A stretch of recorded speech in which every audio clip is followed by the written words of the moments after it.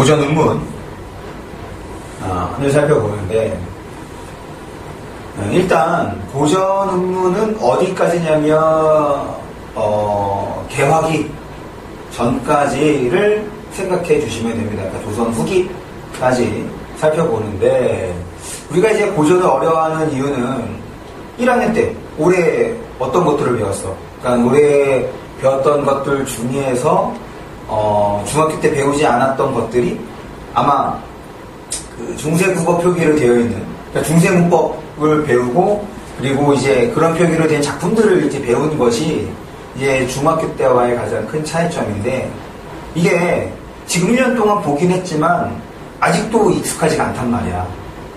읽긴 읽는데 정확하게 무슨 의미인지 안 하던 거니까. 그래서 고전 운문은 대체적으로 많이들 어려워합니다. 그러니까 요거를 넘었으면 이제 1, 2등급에 가까워지는 거라고 생각을 하면 돼요. 여전히 고전 운문이 어렵다, 해석이 잘 안 된다 라고 하면 국어 공부가 안 되는 거고.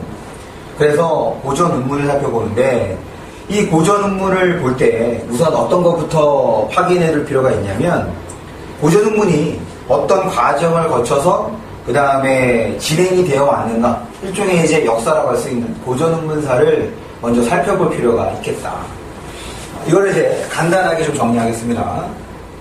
고전 운문사는 삼국시대, 그 다음에 통일신라 시대, 그리고 고려, 조선.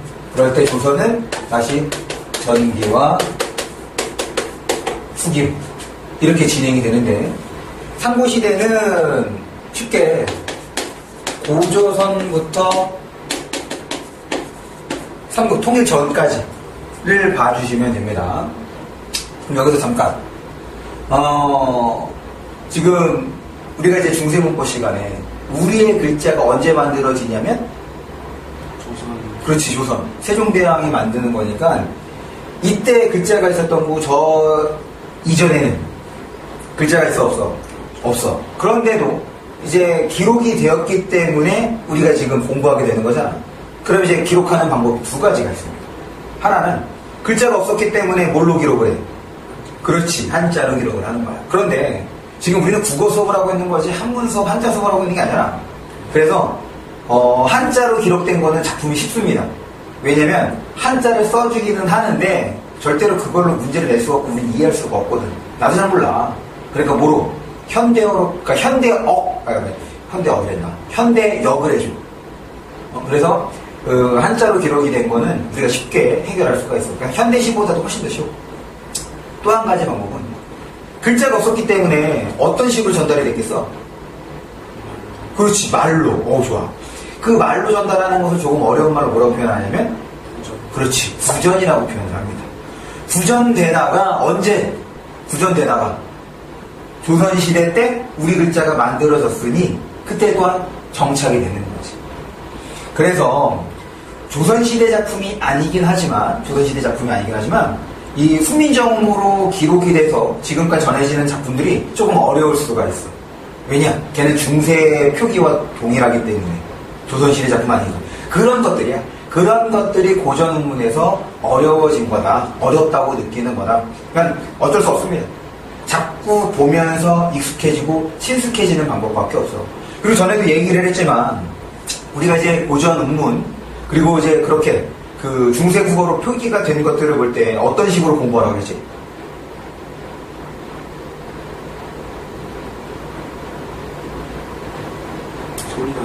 그렇지.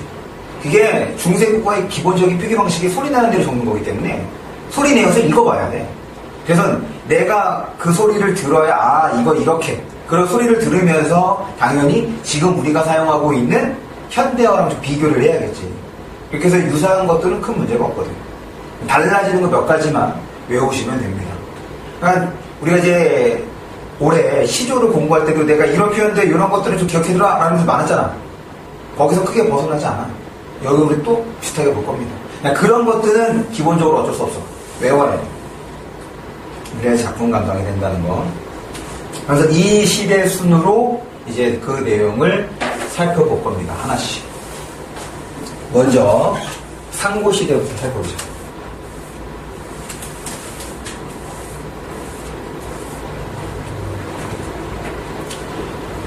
삼국시대의 특징, 그러니까 삼국시대까지를 보면 이때의 문학을 뭐라고 하느냐? 아이고.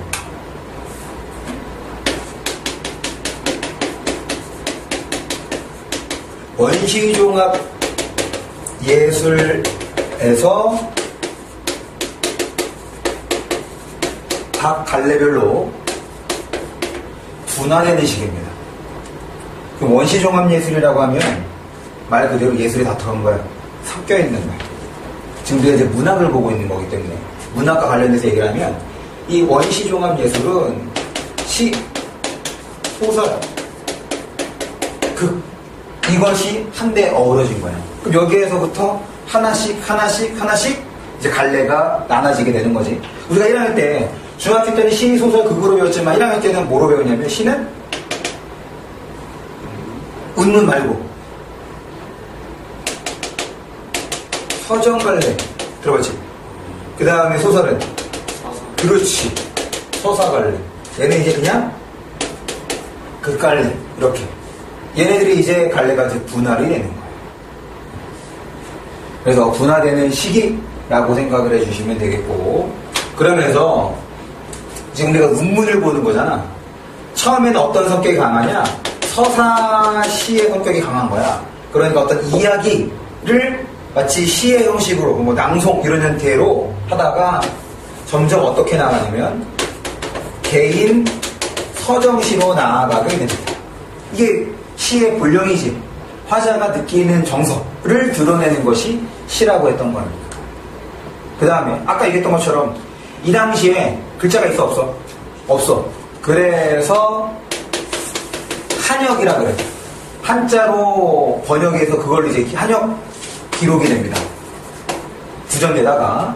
그 다음에 또 한 가지는 당연히 한역 기록되는 것뿐 아니라 지금 이제 한자가 들어왔다는 얘기는 결국 모두 있을 수 있어. 한자를 이용해서 문학을 또한 쓸 수 있겠지. 단순하게 기록한 거 말고. 한시도 나타나게 되는데, 여기서 이제 어떤 걸 배우냐면, 한시도 우리의 문학이다라고 이제 배우는 거야. 왜냐면, 결국 글자가 없었기 때문에 그것을 이용한 것일 뿐, 우리 한국민의 정서를 드러낸 거 아니냐. 그래서 한시도 한국 문학으로 칩니다. 그렇게 해서 이제 상고시대가 진행이 된다고 생각을 해주시면 될 것 같아요. 그래서 여기에 이제 대표적인 작품들 4개를 배울 겁니다. 공무도화가, 그 다음에 황소가, 구지가, 정읍사. 이런 것들을 이제 이 상고시대 때 배운다고 생각을 하면 될 것 같아요.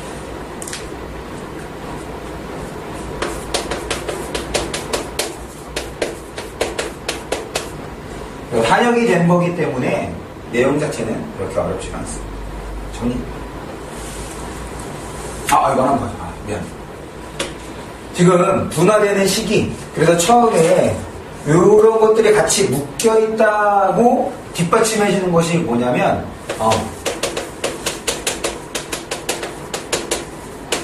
배경설화가 있거든. 그러니까 운문과 그 다음에 배경설화인 거니까 서사가 되는 거지. 이것이 같이 전달돼. 같이 전수. 그래서 배경설화가 있다는 것이 분화되고 완전히 개인 서정으로 넘어간 것까지는 아니다. 완전히 이게 설화랑 시가 구분이 되어야, 그러니까는 설화가 시에 영향을 주지 않아야 이제 완전히 분리가 되는 거니까. 그래서 배경설화와 함께 전해진다는 것이 지금 분화되는 시기라는 것을 보여주는 증거라고 생각을 해주시면 됩니다. 정리.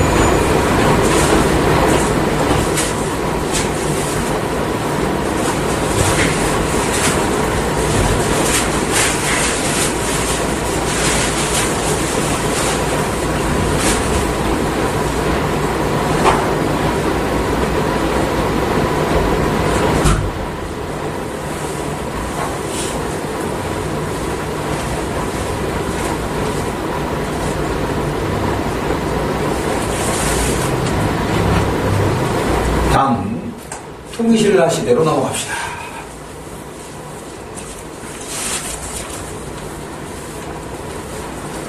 우리 국어사, 그러니까 국어에 변천할 때, 고대 국어 시기에 대표적인 게 뭐였어? 표기 방식. 그렇지, 향찬. 그래서 통일신라 시대 때의 대표적 갈래가 바로 향가입니다. 방금 얘기했던 것처럼 얘는 뭐로? 향찰로 이제 기록이 된 거지. 이 향가는 4구체, 그러니까 4줄짜리에서 시작해서 8구체, 그 다음에 10구체로 나아가는데, 요 10구체가 완성된, 가장 완성된, 그러니까 정제된, 형식적으로. 그렇게 해서 10구체로 나아가게 되고, 뭐 4구체는, 이거는 뭐 동요, 그 다음에 문요, 그런 형식하고도 유사하다고 얘기를 하는데, 우리가 이제 배우게 될 향가라고 하면 주로 10구체 향가를 배우게 될 겁니다. 이 향가의 형식적 특성에 대해서는 요 갈래에 들어갈 때 조금 더 자세히 설명하는 걸로 하고, 일단 향가는 주로 누가 창작하게 되냐면, 얘는 뭐 형식이라고 해요. 형식. 다시 좀 정리할까? 얘 형식은 4에서 8에서 10으로 나아가게 되고, 그리고 요 19체 향가의 경우는 형식이 고정되어 있어, 딱 정해져 있어. 그래서 정형식 형태가 정해져 있는 모습을 보여줍니다. 그 다음에 주된 창작층을 보면 화랑과 승려예요. 그러면 창작층이 화랑과 승려이기 때문에 주제의식도 어떻겠어? 그래서 고전이 쉬운 거야. 무슨 말이냐면, 고전 이 운문과 관련된 기본적인 배경 지식을 갖추고 있으면 작품 감상이 상당히 수월해집니다. 얘는 세련되지 못했어. 현대시는 엄청나게 세련된 거거든.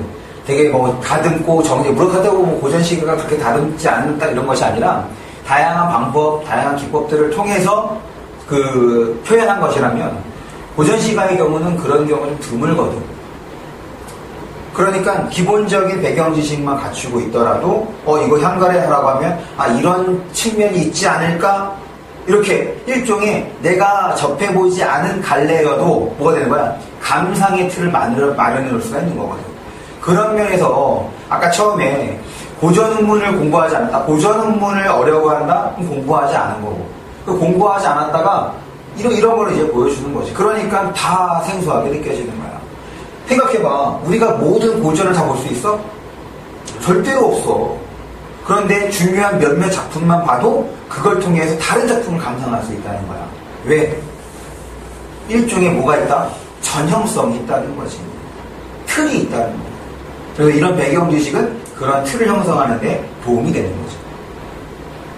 그럼 화랑과 승려이기 때문에 당연히 주제의식도 얘네들의 신분에서 크게 벗어나지 않을 거라는 거예요. 그러니까 화랑, 화랑에 대한 화랑이 섰다 그러면 주로 화랑 예찬 또는 추모야. 추모는 어떤 때 쓰지? 죽은 사람. 그렇지. 죽은 사람 참 대단했다. 이거 이제 추모인 거지. 그 다음에 승려의 경우는 당연히 불교적 색채를 드러냅니다.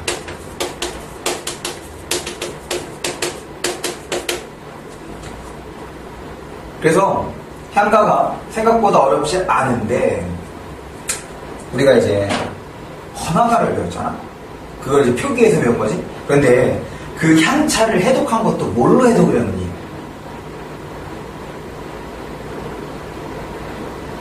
뭘로 해독을 해놨어?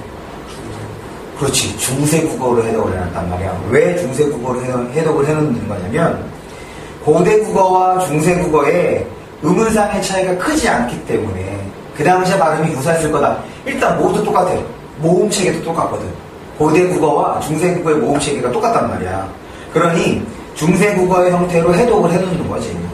물론 그것이 해독도 두 명 있습니다. 양주동이라는 분이 해독한 거와 그 다음에 그 김한진이라는 분이 해독하는 거 두 가지 버전이 있어. 왜냐면 지금에서는 향차를 쓰는 사람이 없기 때문에 정확하게 어떤 의미를 쓰는지 알 수가 없으니까 이 두 학자가 그렇게 해독을 해놓는 거예요. 그런데 내용은 크게 다르지 않습니다. 주제의식이 같아요. 그래서 향가다라고 하면 여기에서 크게 벗어나지 않는 거다라고 생각을 해주시면 돼요. 그래서 다시 그 향가 이 정형식에 대한 특성은 향가 들어가면 보다 자세히 설명하겠습니다. 물론 여기는 당연히 향가 말고도 뭐가 있어? 한시가 있겠지. 그러니까 한시는 한자가 들어오면서부터 삼국시대부터 쭉 이어지는 거야. 조선 후기까지. 그런데 이제 걔도 아까 얘기했던 것처럼 결국에는 우리가 한문을 해석할 수 있는 것이 아니기 때문에 현대어로 다 바꿔줘서 한시는 그렇게 어렵지가 않습니다. 한시는 몇 개만 볼 거예요. 그치? 정리합니다.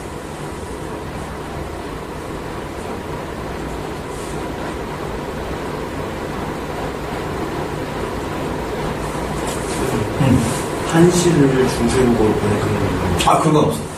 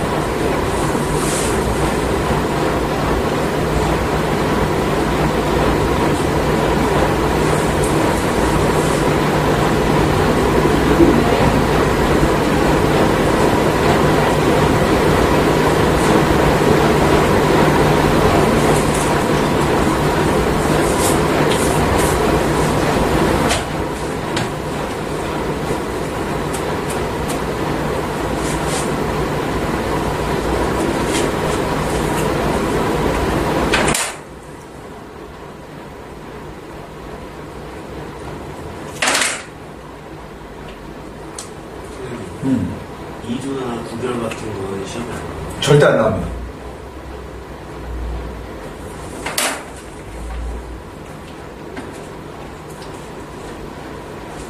그걸로 문학한 것도 없어. 안 있을 수 있겠지. 어쨌든 안 나옵니다. 그래서 넘어가겠습니다.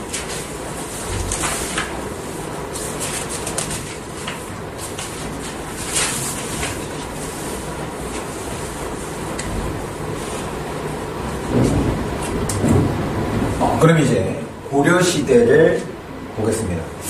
고려시대의 운문은 두 가지로 나눠서 생각해 볼 수가 있어요. 하나는 당연히 이제 창작층을 기준으로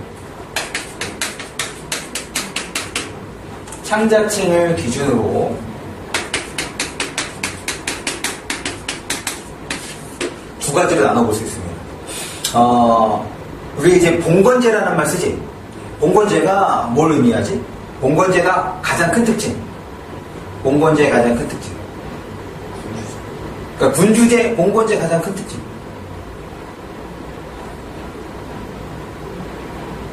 왕과 제후가 있어요. 왕과 제후가 있다는 얘기는 조금 더 일반화해 범위를 넓히면 관료죠. 관료라기보다는 뭐라고 해요? 계급사회입니다. 신분사회. 신분사회 계급사회야. 그러니까 창작층도 지배층하고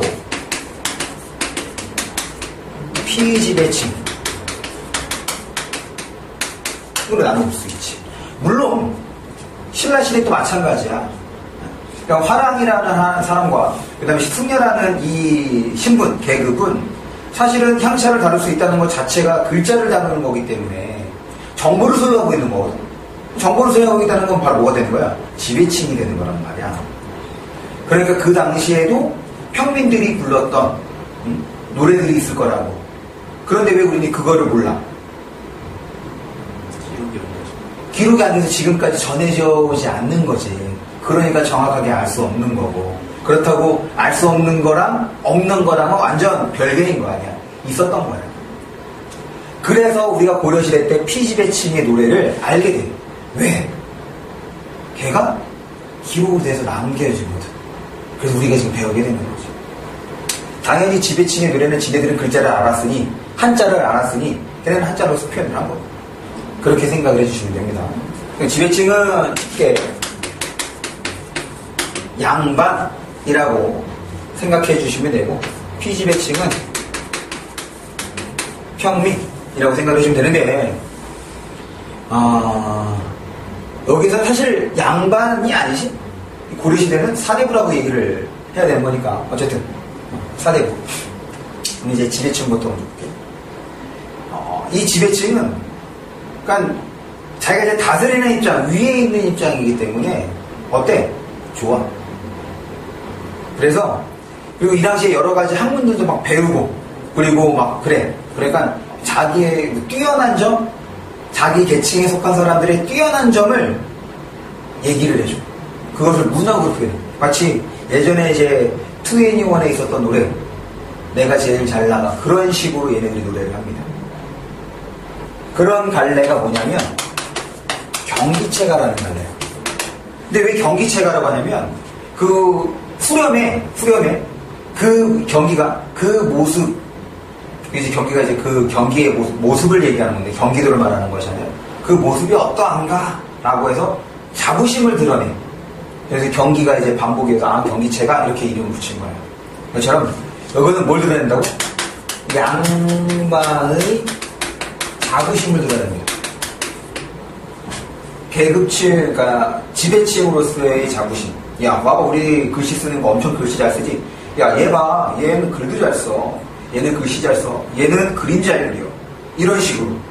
야, 봐봐, 얼마나 멋있어. 이런 게 이제 경기체가.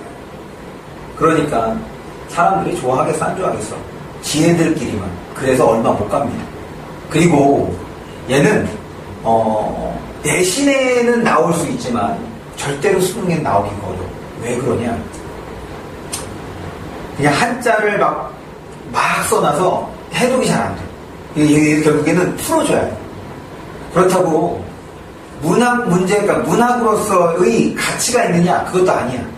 그러니까 문학적 가치도 별로 없어. 왜냐? 지장만 늘어놓고 있는데 무슨 거기에 문학적 가치가 있겠어.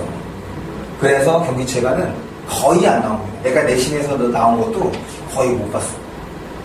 그런데 어쨌든 고려시대 때 경기체가라는 갈래가 있었는데, 이 갈래는 누가? 양반들이 나왔어. 잠깐요. 이것이 뭐로 이어지느냐면 조선시대의 가사로 이어지는 견해도 있습니다. 그런 측면에서 잠깐요. 유사성이 있는 거죠. 나중에 조선시대에 들어가서 가사를 얘기할 때 다시 한번 얘기를 하고, 우리가 눈여겨봐야 할 것은 바로 얘기해요. 평민들의 노래. 이걸 이제 뭐라 하느냐? 고려시대 때 평민들의 노래다 라고 해서 고려 가요라고 합니다. 같은 개념으로 고려 속요라고도 얘기를 해요. 그리고 예와 예를 따서 여요라고도 얘기를 하는데, 보통은 그냥 고려 가요로 많이들 얘기를 합니다. 그러면 지금 양반의 자부심을 드러내는 것이 얘가 경기체가의 주제의식이라고 한다면, 평민들이기 때문에 어떻게 돼요? 삶의 다양성, 삶의 다양함을 드러내주는 거예요. 그러면 이 당시에 가장 기본적인 삶이 뭐겠어? 그렇지. 그래서 지금 농경과 관련되는 주제를 다루는 작품도 있고, 그 다음에 우리가 일반적으로 대중가요에서도 가장 많이 차지하고 있는 노래가 뭐야? 사랑. 그렇지.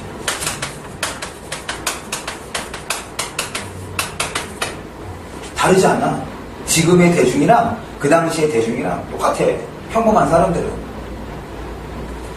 그 다음에 삶의 애환, 뭐 좋은 거 힘든 거 이런 거. 그래서 정말 평민들이 생각하는 것을 주제에 담는다 라고 생각을 해주시면 됩니다. 오히려 얘가 문학성이 더 높아.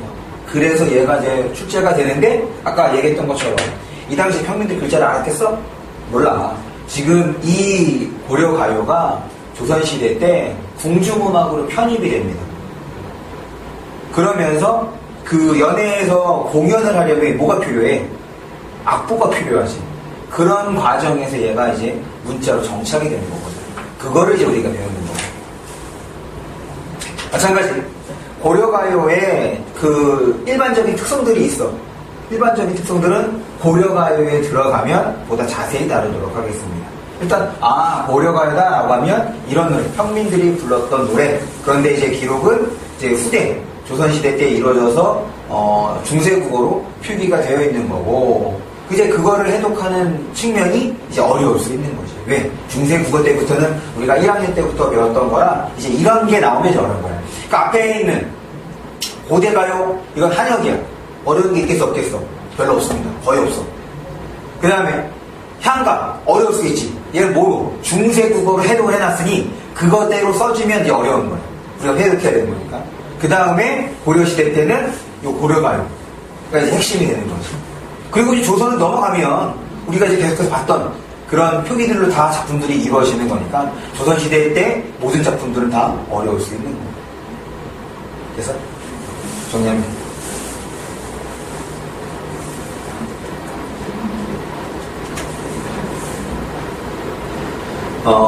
지금 요 얘기는 아마 세부갈래 들어가면 들어갈 때마다 얘기를 할 겁니다. 그래서 지금 듣고 다음에 듣고 해서 저절로 지금 고전문서가 머릿속에 좀 자리 잡을 수 있게 그렇게 진행을 합니다.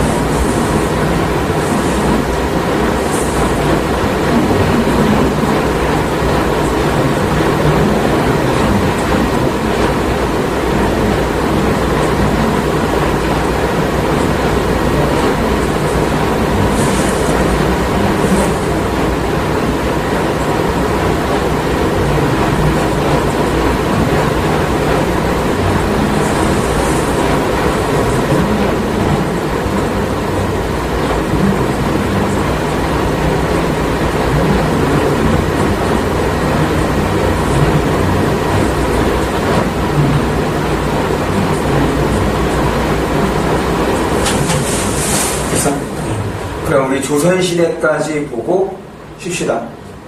조선시대.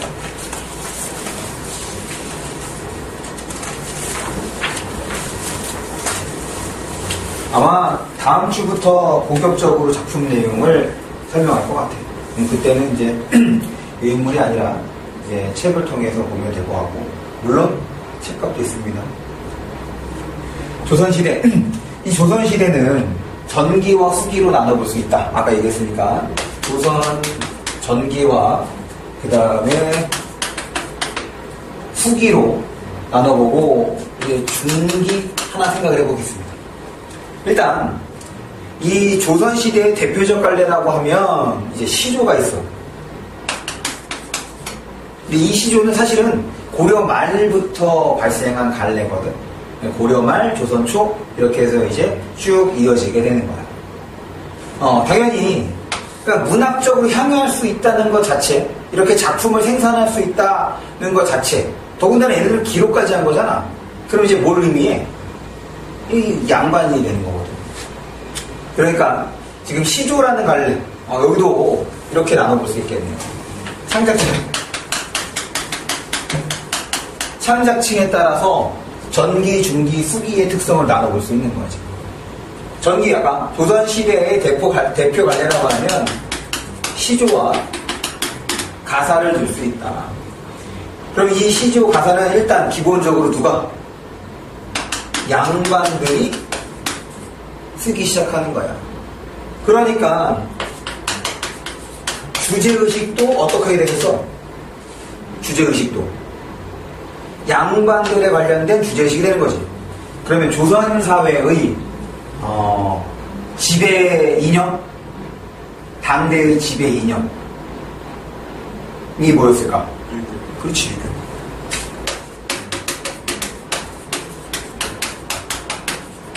유교적 이념을 드러내는 거야.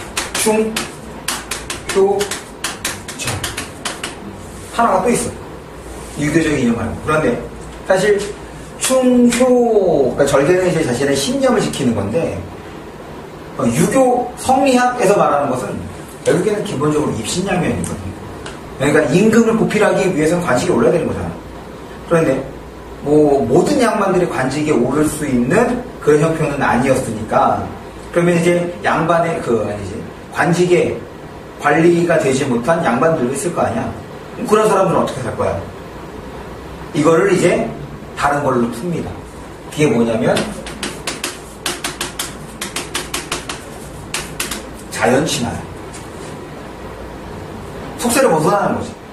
그래서 자연 속에서 즐기면서 살게 되는 거예요. 그것이 이제 전기, 시조와 가사의 주제의식 특성이라고 생각을 해주시면 됩니다.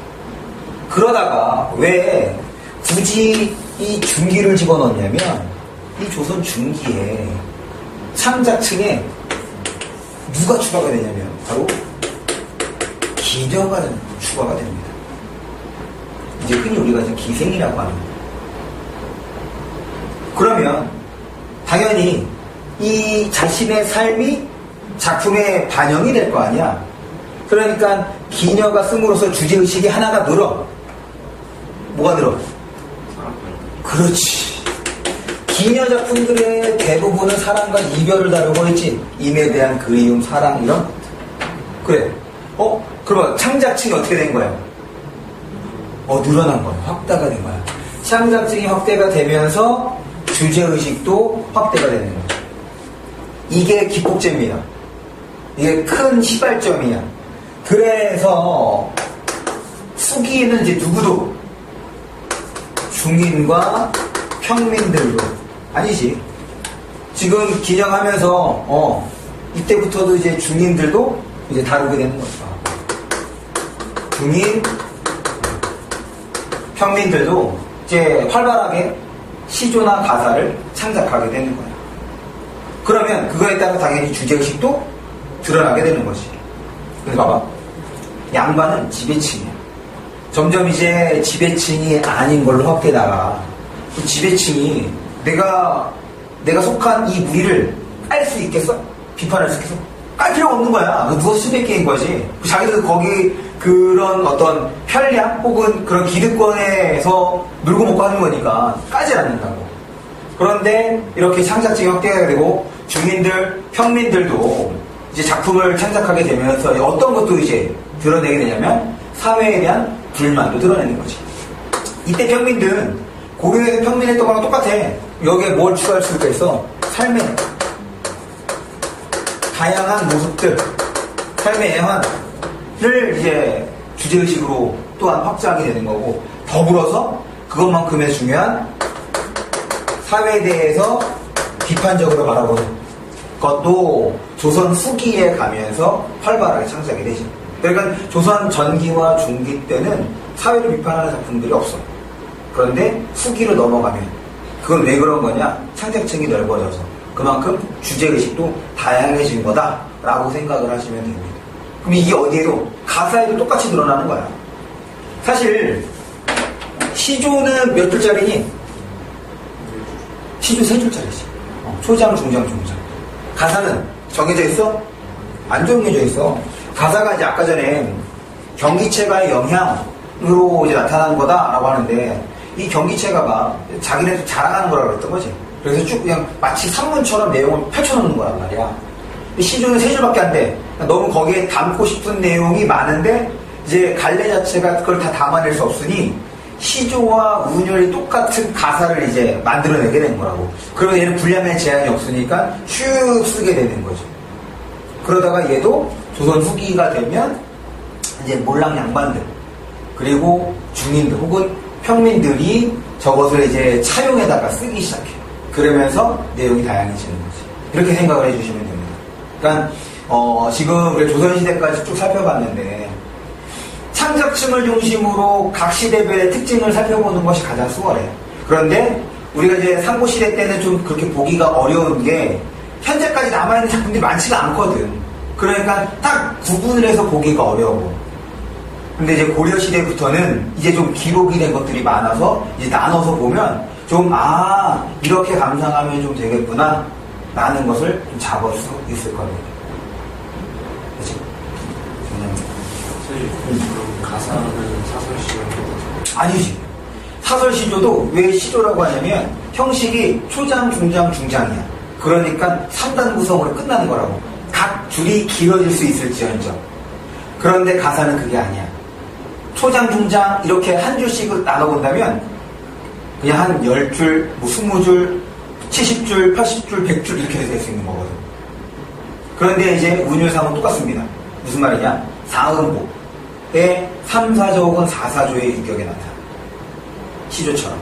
그런데 사설 시조는 또 어때? 3, 4조, 4, 4조 혹은 4음보라고 할 수 있어? 그래서 파격이라고 얘기하는 거거든.